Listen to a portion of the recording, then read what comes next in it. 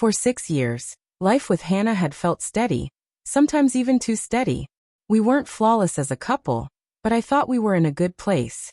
Work kept me buried most days, and her endless social life sometimes grated on me, but we had our rhythm. Saturday nights were our time. A quiet promise we rarely broke. That's why it felt wrong when she insisted we go to a party thrown by her coworkers. "It's nothing big, Jake," she said with that dismissive smile she used whenever she wanted to smooth things over. "Just a casual hangout. You'll have fun." That word fun rang hollow. Still, I went along. I told myself I was being supportive, but unease had already taken root. Hannah had been glued to her phone lately, laughing at messages she never explained. When I asked who she was texting, she'd wave me off with the same excuse, Emma or work. At the party, she vanished almost instantly, laughter trailing behind her as she floated through the crowd. I lingered in the kitchen with a beer, watching her from afar.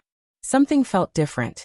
Not just her usual energy, but the way her eyes kept scanning the room as if searching for someone. When she slipped outside, the knot in my chest pulled tighter. Against my better judgment, I followed. The backyard glowed under strings of lights, voices drifting across the lawn. I scanned the groups, but Hannah wasn't among them. Then I heard it, her laugh, softer, more intimate, coming from the far side of the yard. And that's when I saw her. She stood with a man I didn't recognize. They were far too close for it to be harmless. Her hand rested on his chest, his arm draped around her waist, their heads nearly touching. Then they kissed. The world cracked. My heart pounded against my ribs. The bottle slipped from my hand, thudding against the ground. The sound broke them apart, and Hannah's eyes locked on mine. For a frozen second, we just stared, her pale and panicked, me burning with rage. I didn't wait for excuses.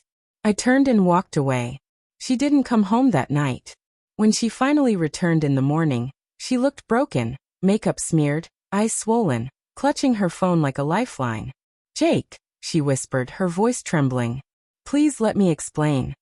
I didn't slam the door, though every part of me wanted to. Instead, I let her in. The house reeked of whiskey and regret. I motioned to the couch. "Sit." She obeyed, small and guilty, while I stood over her with arms crossed. "Who is he?" I asked flatly. She flinched. "Jake, it's not." "Don't," I snapped. "Don't insult me. I saw you." Tears spilled down her cheeks. She tried to bury her face, but I pushed on. "Who is he? How long?" Finally she whispered, "His name is Brandon. He works with me. It's been a couple of months." The words hit harder than the kiss had. Months. Months of deception while I worked late, thinking I was building something real. "It didn't mean anything," she cried. "It was a mistake. I don't even know why." I cut her off. "A mistake? Burning dinner is a mistake. Forgetting an anniversary is a mistake. This was a choice. A choice you made again and again." Her sobs grew heavier, but I felt nothing except cold fury. "Pack a bag," I said. "You're leaving." Her face crumpled. "Jake, please. I need time," I said, my voice iron. "Right now, I can't even look at you."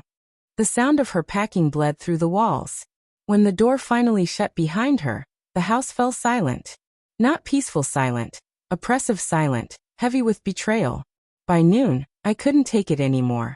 I called Ryan, my best friend since high school. "She's gone," I said flatly. "What do you mean gone?" he asked. "She cheated. I kicked her out." He swore softly. "Jesus, man. Want me to come over?" Half an hour later, he was on my couch with beer and chips. He didn't press right away. We just sat, drinking quietly until he finally asked, "So, what happened?" I told him. About the party. About the kiss. About the 2 months of lies. He shook his head. "That's messed up, Jake. But, are you sure it's over? People make mistakes." "Maybe." "Stop." I cut him off. This wasn't a mistake. It was a decision she kept making. Over and over. He didn't argue. He just sat with me, offering his presence where words failed. But when he left, I was alone again. The wedding photo on the mantel mocked me.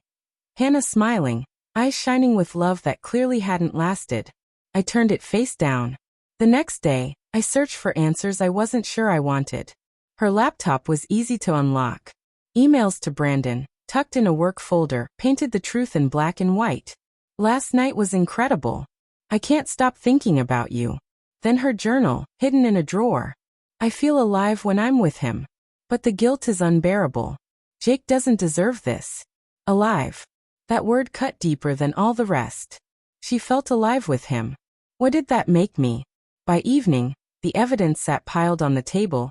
Emails, messages, receipts. A paper trail of betrayal. When she texted me, begging to talk, I didn't let her off easy. She came, saw the proof, and crumbled. Why? I demanded. Why wasn't I enough? It wasn't about you, she whispered through sobs. I was lost. Stupid. I made a mistake. That word again. I slammed her journal down on the table.